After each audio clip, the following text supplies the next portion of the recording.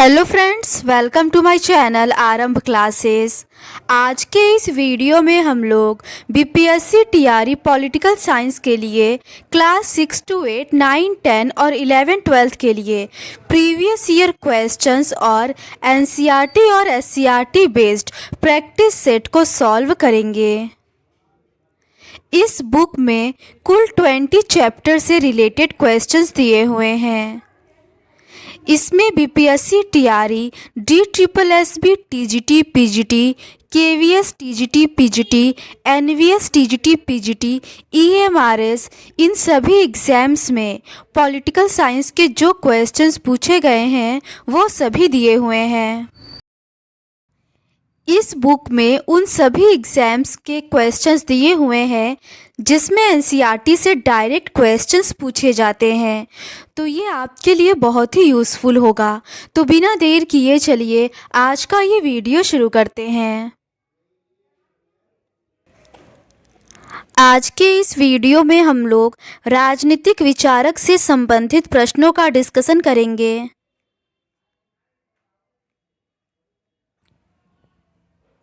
इसके ऊपर के क्वेश्चंस का डिस्कशन हम लोगों ने इस सीरीज़ के प्रीवियस पार्ट में कर लिया है। आज हम लोग उसके आगे के क्वेश्चंस का डिस्कशन आपके साथ करेंगे। क्वेश्चन नंबर 131 है, निम्नलिखित में से किस राजनीतिक दार्शनिक को संविदावादी के रूप में वर्गीकृत नहीं किया जा सकता है? इसका सही आंसर है ऑप्शन ए, मैकियावेली को। हॉब्स, लॉक तथा रूसो संविदावादी विचारक हैं। इनका मानना है कि राज्य समझौते का परिणाम है। राज्य एक कृत्रिम संस्था है। मैकियावेली समझौतावादी विचारक नहीं है। अगला प्रश्न है, निम्नलिखित में से किसने स्वतंत्रता का वर्णन इस प्रकार किया कि हस्तक्षेप का क्षेत्र जितना विस्तृत होगा मेरी स्वतंत्रता उतनी ही विस्तृत होगी? इसका सही आंसर है ऑप्शन डी, बर्लिन। आइजिया बर्लिन एक ब्रिटिश दार्शनिक थे जिन्होंने अपनी प्रसिद्ध रचना टू कॉन्सेप्ट्स ऑफ लिबर्टी के अंतर्गत स्वतंत्रता के नकारात्मक तथा सकारात्मक दृष्टिकोण का उल्लेख करते हुए स्वतंत्रता के नकारात्मक दृष्टिकोण को प्रमुखता प्रदान की। इनका मानना है कि नकारात्मक स्वतंत्रता की रक्षा करना ही राज्य के अधिकार क्षेत्र में आता है, सकारात्मक स्वतंत्रता की रक्षा करना नहीं। बर्लिन का मानना है कि व्यक्ति को अपने विवेक के अनुसार कार्यों को करने की पूर्ण स्वतंत्रता होनी चाहिए। इसमें किसी भी प्रकार का हस्तक्षेप नहीं होना चाहिए, चाहे वह हस्तक्षेप राज्य द्वारा हो चाहे व्यक्ति द्वारा। इस प्रकार निर्बाध रूप से कार्य चयन की जितनी अधिक स्वतंत्रता होगी, व्यक्ति की स्वतंत्रता उतनी ही व्यापक होगी। अगला प्रश्न है, अज्ञानता का आवरण शब्द कौन लाया था? इसका सही आंसर है option D, John Rawls. John Rawls 20वीं शताब्दी का एक प्रसिद्ध अमेरिकी राजनीतिक दार्शनिक था। इसने अपने न्याय सिद्धांत का प्रतिपादन अपनी पुस्तक अ थ्योरी ऑफ जस्टिस में किया। इसने अपने न्याय सिद्धांत के अंतर्गत अज्ञानता का आवरण नामक काल्पनिक स्थिति का भी उल्लेख किया है। राल्स का मानना है कि मूल स्थिति में किसी भी व्यक्ति को समाज में अपनी वास्तविक स्थिति या अपनी योग्यताओं का ज्ञान नहीं होता है। हमारे लिए क्या अच्छा है क्या बुरा है इत्यादि मनोवैज्ञानिक प्रवृत्तियों से भी ये लोग अनजान होते हैं। इन सभी अज्ञानताओं से मुक्त व्यक्ति मूल स्थिति में अपने विवेक से सामूहिक रूप से निर्णय लेता है। अज्ञानताओं के इन्हीं समूह को रॉल्स ने अपने न्याय संबंधी दर्शन में अज्ञानता का आवरण कहा है। अगला प्रश्न है, निम्नलिखित में से किसने ऑन कॉन्ट्राडिक्शन नामक प्रसिद्ध निबंध लिखा है? इसका सही आंसर है ऑप्शन डी, माओ से तुंग ने। माओ से तुंग साम्यवादी चीन का जनक है। इसके नेतृत्व में साम्यवादी क्रांति चीन में होती है और इस क्रांति में साम्यवादियों ने राष्ट्रवादियों को पराजित किया और अंततः 1 अक्टूबर 1949 को साम्यवादी चीन की स्थापना होती है। माओ ने अनेक रचनाएं की। उन्हीं रचनाओं में से ऑन कॉन्ट्राडिक्शन माओ का एक निबंध है जिसमें उन्होंने अंतर्विरोध के सिद्धांत का प्रतिपादन किया है। माओ का मानना है कि इस वैचारिक संसार में कुछ भी स्थिर नहीं है। प्रत्येक विचार एक दूसरे के अंतर्विरोध पर आधारित है। अंतर्विरोध स्वयं पैदा हो जाता है। माओ ने चीन के विभिन्न ऐतिहासिक युगों तथा सामाजिक घटनाओं के वर्णन में इस अवधारणा का इस्तेमाल किया है। अगला प्रश्न है, निम्नलिखित में से कौन समाजवादी शब्द का प्रयोग करने वाला पहला व्यक्ति था? इसका सही आंसर है ऑप्शन डी, रॉबर्ट ओवन। समाजवाद शब्द का सर्वप्रथम प्रयोग रॉबर्ट ओवन ने अपनी प्रसिद्ध पत्रिका ओ नाइट कोऑपरेटिव में किया है। रॉबर्ट ओवन स्वप्नलोकीय समाजवाद, ब्रिटिश समाजवाद, सहकारिता आंदोलन का जनक माना जाता है। इसका मानना था कि व्यक्ति के चरित्र निर्माण में पर्यावरण का अत्यधिक योगदान होता है। अच्छी परिस्थितियां अच्छे तथा बुरी परिस्थितियां बुरे चरित्र का निर्माण करती हैं। ओवन दरिद्रता को मानव जीवन का अभिशाप मानता था। दरिद्रता को ही वह मानव जीवन की समस्त बुराइयों की जड़ मानता था। इन्हीं समस्याओं के समाधान हेतु उसने आदर्श समाज की स्थापना हेतु 2 प्रयोग किए। उसका प्रथम प्रयोग न्यू लेनार्क तथा दूसरा प्रयोग न्यू हार्मनी था। ओवन ने बड़ी उम्मीद के साथ यह प्रयास किया था, किंतु उसका प्रयास असफल रहा और ओवन ने स्वीकार किया कि स्वप्नलोकी समाजवाद का सितारा उसके जीवन काल में ही अस्त हो गया। अगला प्रश्न है, फिलॉसफी ऑफ लिबर्टी पुस्तक के लेखक कौन है? इसका सही आंसर है ऑप्शन सी, प्रूधो। पियरे जोसेफ प्रूधो 19वीं शताब्दी का प्रसिद्ध फ्रेंच समाजवादी और राजनीतिक दार्शनिक था। इसे अराजकतावाद का जनक कहा जाता है। इसे परस्परवादी दर्शन का प्रतिपादक भी माना जाता है। अराजकवाद एक ऐसा राजनीतिक सिद्धांत है जो मानव समाज की सभी बुराइयों को दूर करने के लिए राज्य के अंत का समर्थन करता है, क्योंकि यह व्यक्ति को उत्तम प्रकृति का प्राणी मानता है। इसके अनुसार किसी भी प्रकार की राज्य शक्ति मानव प्रकृति को दूषित कर देती है। प्रूधो ने अपनी रचना द प्रिंसिपल ऑफ फेडरेशन के अंतर्गत परस्परवादी दर्शन का प्रतिपादन किया है। परस्परवादी दर्शन एक ऐसा दर्शन है जो श्रमिकों को अपनी मुक्ति हेतु राजनीतिक साधनों का सहारा लेने का विरोध करता है और आर्थिक साधनों के सहयोग का समर्थन करता है। इसके लिए श्रमिकों को अपना एक स्वैच्छिक संगठन बनाना चाहिए। अगला प्रश्न है, निम्नलिखित में से यह विचार किसने दिया कि अन्य प्राणियों से अलग मनुष्य की एक गरिमा होती है, इस कारण से वे अपने आप में मूल्य हैं? इसका सही आंसर है option D, Immanuel Kant. Immanuel Kant को आधुनिक आदर्शवाद का जनक माना जाता है। कांट ने अपने चिंतन में नैतिक इच्छा और नैतिक स्वतंत्रता संबंधी विचार पर सर्वाधिक जोर दिया है। इसने मानव की इच्छा को 2 भागों में विभाजित किया है। अनैतिक इच्छा वासनापूर्ण इच्छा होती है, नैतिक इच्छा विवेक पर आधारित होती है। स्वतंत्रता इसी नैतिक इच्छा का गुण होता है।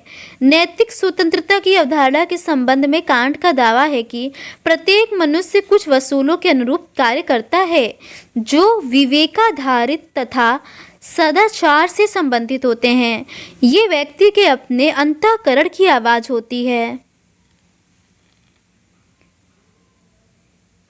यह व्यक्ति के अपनी अंतरात्मा के नियम होते हैं, कोई बाह्य नियम नहीं होते हैं।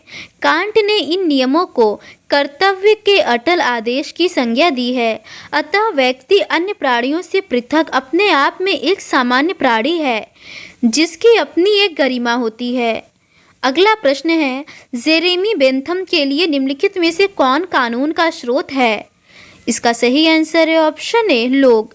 जेरेमी बेंथम 19वीं शताब्दी का एक ब्रिटिश विचारक था जिसने शास्त्रीय उदारवाद को एक नई दिशा देते हुए शास्त्रीय उदारवाद को उपयोगितावादी आधार प्रदान किया। उपयोगितावादी दर्शन का आधार वाक्य अधिकतम व्यक्तियों का अधिकतम सुख है। जर्मी बेंथम को उपयोगितावाद का प्रतिपादक माना जाता है। बेंथम के चिंतन का केंद्र बिंदु व्यक्ति है। बेंथम अपने उपयोगितावादी दर्शन के माध्यम से अधिक व्यक्तियों को अधिक से अधिक सुख प्रदान करना चाहता है और दुख को न्यूनतम करना चाहता है। अतः बेंथम का मानना है कि जब समाज के लिए किसी कानून का निर्माण किया जाए या किसी प्रकार का निर्णय लिया जाए तो उसका आधार अधिकतम व्यक्तियों का अधिकतम सुख होना चाहिए। अगला प्रश्न है, राजनीतिक विज्ञान के अंग्रेज विद्वान डैश ने एक बार लिखा, उदारवाद का वर्णन करना आसान नहीं है और इसे परिभाषित करना तो और भी अधिक कठिन है, क्योंकि यह सिद्धांतों का समूह नहीं अपितु दिमाग की आदत है। इसका सही आंसर है option C, Harold Laski. Harold Laski 20वीं शताब्दी का एक प्रमुख राजनीतिक चिंतक है, जिसने अपनी चिंतन यात्रा एक उग्र बहुलवादी के रूप में शुरू किया और अंत एक लोकतांत्रिक समाजवादी के रूप में किया।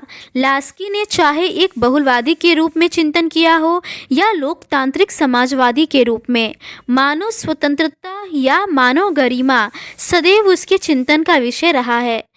लास्की ने उदारवाद के सकारात्मक रूप का समर्थन किया, जिसमें राज्य की सकारात्मक भूमिका पर जोर दिया जाता है। राज्य के द्वारा अपने नागरिकों की भलाई के लिए कार्य किया जाता है। उदारवाद एक गतिशील विचारधारा रही है जो देश काल परिस्थिति के अनुरूप बदलती रहती है। अगला प्रश्न है, मार्क्स ने अपनी द्वंद्वात्मक पद्धति निम्नलिखित में से किससे ली थी? इसका सही आंसर है ऑप्शन ए, हीगल से। कार्ल मार्क्स ने अपनी द्वंद्वात्मक पद्धति प्रसिद्ध जर्मन दार्शनिक हीगल से लिया है। जहां मार्क्स ने अपनी द्वंद्वात्मक पद्धति में पदार्थ को प्रमुखता प्रदान किया है, वहीं हीगल ने अपनी द्वंद्वात्मक पद्धति में विचार को प्रमुख स्थान दिया है। मार्क्स का मानना है कि इस संसार का उद्भव, विकास और अंत सभी कुछ इंद्रिय गोचर पदार्थ पर निर्भर है, ना कि अदृश्य वैचारिक सत्ता पर। मार्क्स का अदृश्य सत्ता में कोई विश्वास नहीं था। उनका मानना था कि पदार्थ व्यक्ति के दृष्टिकोण को निर्धारित करता है, ना कि विचार। मार्क्स का मानना है कि इस दृश्यमान जगत के प्रत्येक पदार्थ में द्वंद्व विद्यमान है। यही द्वंद्व ही विकास का आधार है। अगला प्रश्न है, इनमें से किस व्यक्तित्व ने कहा, लोकतांत्रिक सरकारों को न्याय और अधिकार से संबंधित मतभेदों का सम्मान करने के लिए समझौता शामिल करना चाहिए? इसका सही आंसर है option B, Barton Zwiebach. Barton Zwiebach Peru के एक प्रसिद्ध भौतिक विज्ञानी हैं। इनका मानना है कि वैश्विक स्तर पर न्याय और अधिकार को लेकर के जो मतभेद हैं, उन्हें सुलझाने के लिए सरकारों को, विशेष रूप से लोकतांत्रिक सरकारों को एक समझौता करना चाहिए, ताकि इस समस्या का एक सम्मानजनक समाधान खोजा जा सके। अगला प्रश्न है, उपयोगितावाद का राल्सियन विकल्प निम्नलिखित में से किस राजनीतिक दार्शनिक से प्रेरित था? इसका सही आंसर है option D, Immanuel Kant. John Rawls 20वीं शताब्दी का एक प्रमुख राजनीतिक दार्शनिक था। रॉल्स ने विवेकशील बौद्धिकता की परंपरा का अनुसरण करते हुए अपनी न्याय संबंधी अवधारणा को मूल रूप से एक कांटवादी के रूप में प्रस्तुत किया। रॉल्स लॉक, रूसो और कांट के संविदा सिद्धांत में प्रतिपादित प्राकृतिक अवस्था की अवधारणा को उच्च दार्शनिक स्तर तक विकसित करता है। रॉल्स की यह मूल स्थिति संविदावादियों की भांति एक काल्पनिक अवस्था है, ना कि ऐतिहासिक सत्य। रॉल्स का मानना है कि मूल स्थिति में वार्ताकारों द्वारा किया गया समझौता नए समाज में प्रवेश करने, नई सरकार के गठन का मार्ग नहीं है, बल्कि समाज में न्याय के सिद्धांतों का निर्माण करने वाला है। इन सिद्धांतों का निर्माण करने से वार्ताकार अज्ञानता के पर्दे में रहकर, भेदभाव से रहित होकर स्व विवेक से निर्णय लेते हैं। इमैनुअल कांट को विवेकशील बौद्धिकता का प्रतिनिधि दार्शनिक माना जाता है। अगला प्रश्न है, निम्नलिखित में से किसने प्लेटो के राजनीतिक दर्शन को ईसाई धर्म का बौद्धिक पक्ष बताया? इसका सही आंसर है option B, Friedrich Wilhelm Nietzsche. Friedrich Wilhelm Nietzsche 19वीं शताब्दी का एक प्रसिद्ध जर्मन दार्शनिक था। नीत्शे धर्म का कट्टर विरोधी था। उसने कहा कि ईश्वर मर चुका है। नीत्शे ने प्लेटो के राजनीतिक दर्शन को ईसाई धर्म का बौद्धिक पक्ष बताया है। अगला प्रश्न है, निम्नलिखित में से किसने लोगों की सामान्य इच्छा में संप्रभुता को स्थापित किया? इसका सही आंसर है ऑप्शन ए, रूसो ने। रूसो को लोकप्रिय संप्रभुता का जनक माना जाता है। रूसो की लोकप्रिय संप्रभुता संबंधी अवधारणा सामान्य इच्छा पर आधारित है। सामान्य इच्छा संबंधी अवधारणा का प्रतिपादक होने के नाते रूसो प्रत्यक्ष लोकतंत्र का जनक माना जाता है। रूसो की सामान्य इच्छा संबंधी विचार राजनीतिक चिंतन के क्षेत्र में उसकी मौलिक देन है। रूसो का मानना है कि प्रत्येक व्यक्ति में दो तरह की इच्छाएं, यथार्थ इच्छा और आदर्श इच्छा पाई जाती है। यथार्थ इच्छा स्वार्थी, संकीर्ण और क्षणिक होती है, जबकि आदर्श इच्छा विवेक तथा लोकहित पर आधारित होती है। इसका उद्देश्य सामाजिक कल्याण होता है। सामान्य इच्छा समाज के सभी सदस्यों, कुछ सदस्यों, किसी एक सदस्य की आदर्श इच्छा का प्रतिनिधित्व करती है। इसमें किसी भी प्रकार का दोष स्वीकार नहीं होता। यह कभी भी गलत नहीं हो सकती। अगला प्रश्न है, निम्नलिखित में से किसने प्लेटो की पुस्तक रिपब्लिक को शिक्षा पर एक ग्रंथ कहा था? इसका सही आंसर है ऑप्शन ए, रूसो। प्लेटो ने अपनी पुस्तक रिपब्लिक में शिक्षा संबंधी जो कार्यक्रम प्रस्तुत किया वह अत्यंत व्यापक, आदर्शवादी तथा समस्त सामाजिक बुराइयों का अंत करने वाला है। इसकी व्यापकता और गुण को देखते हुए ही रूसो ने रिपब्लिक को शिक्षा पर लिखा गया सर्वोत्तम ग्रंथ कहा है। अगला प्रश्न है, हाल के वर्षों में स्कूली शिक्षा के लिए लगभग सभी प्रसिद्ध भारतीय बोर्डों ने स्कूली पाठ्यक्रम में खेलों और शारीरिक शिक्षा पर उचित कार्यान्वयन पर पर्याप्त ध्यान दिया है, लेकिन यह दुनिया के सबसे महान दार्शनिकों में से एक द्वारा बहुत पहले सोचा गया था। वह दार्शनिक जिसने पहली बार शिक्षा में खेल के महत्व का उल्लेख किया था? इसका सही आंसर है ऑप्शन डी, अरस्तु। राजनीति विज्ञान का जनक अरस्तु दुनिया के महान दार्शनिकों में से एक प्रमुख दार्शनिक था, जिसने शिक्षा के संबंध में एक संतुलित दृष्टिकोण को प्रस्तुत किया। इसने अपनी शिक्षा संबंधी व्यवस्था में छात्रों के शारीरिक और मानसिक दोनों आयामों के विकास पर पर्याप्त जोर दिया था, ताकि मानव संसाधन का एक संतुलित विकास हो सके।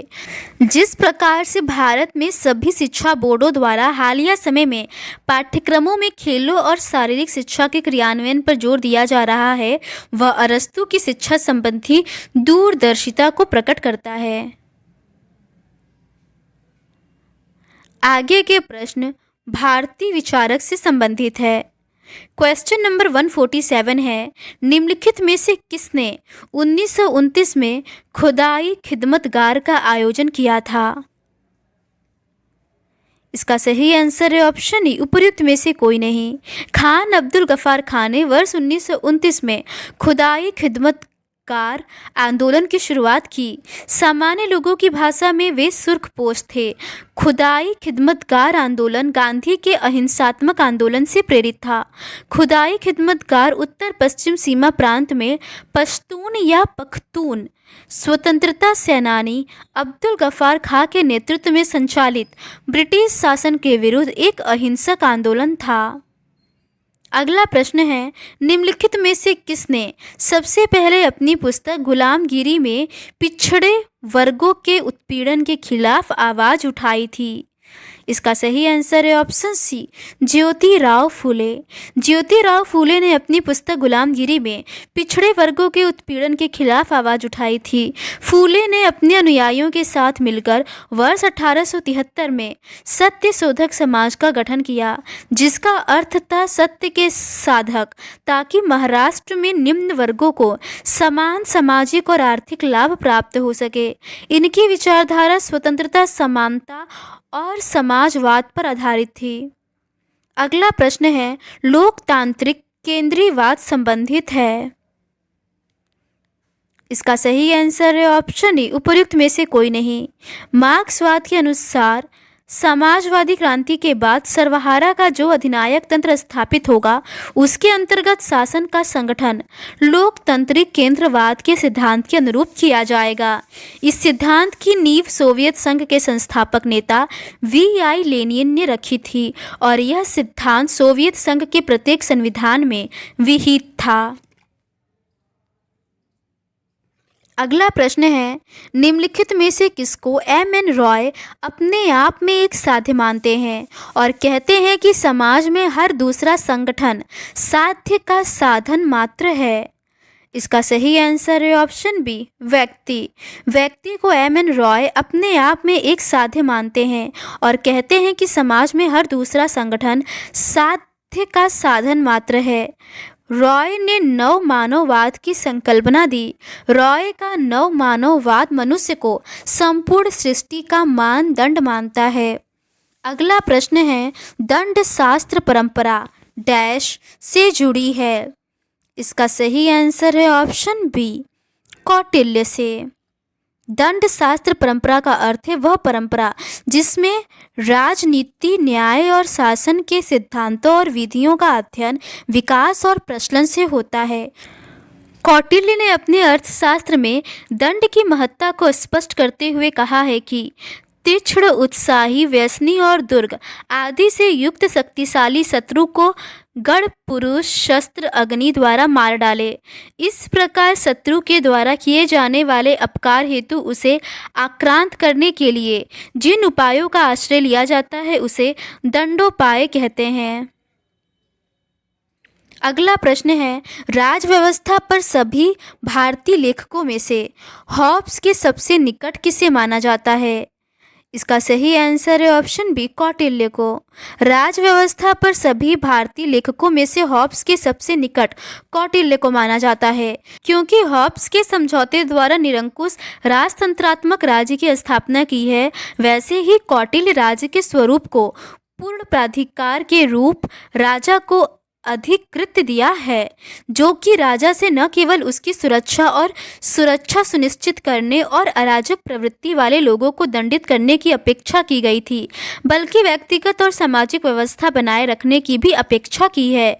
कौटिल्य अपनी प्रमुख कृति अर्थशास्त्र में राजनीति, अर्थनीति, कृषि, समाज नीति, धर्म, सेना, विदेश नीति, करारोपण, श्रमिक और अन्य पहलुओं पर विचार किया है।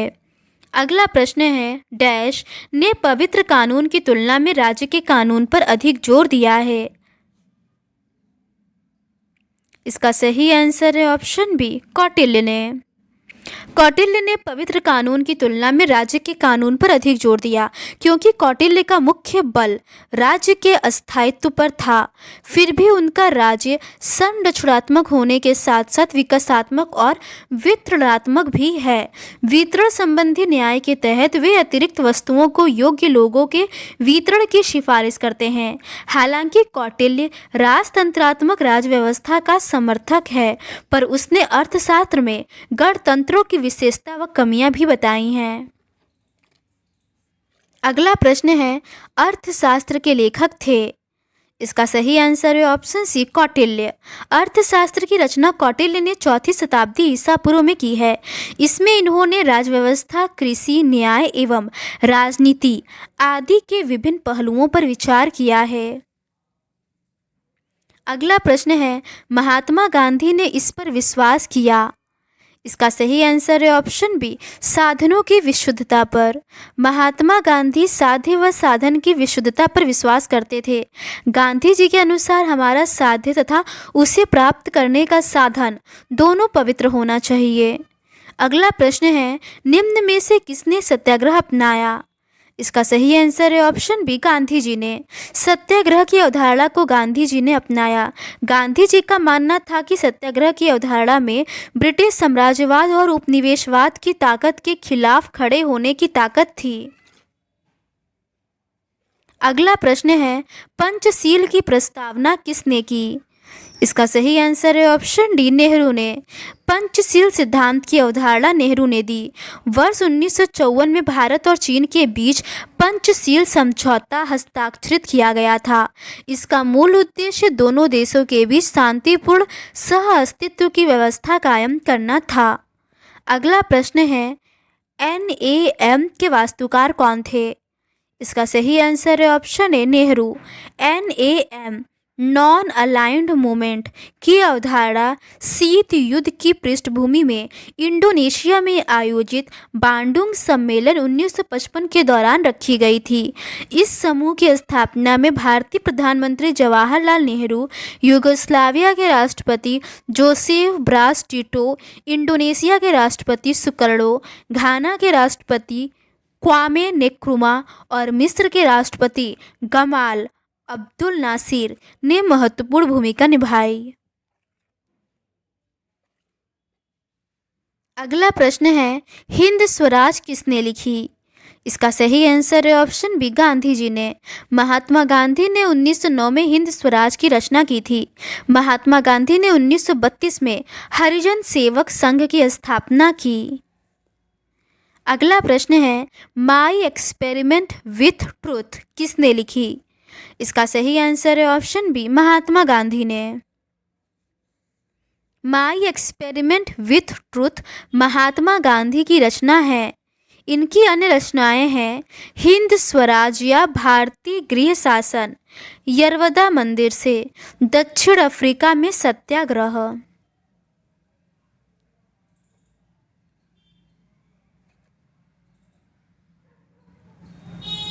तो आज के इस वीडियो में बस इतना ही। बाकी के रिमेनिंग क्वेश्चंस का डिस्कशन हम लोग इस सीरीज़ के नेक्स्ट पार्ट में करेंगे। अगर आपको ये सीरीज़ पसंद आती है तो please do subscribe to my channel and like this video. Thank you.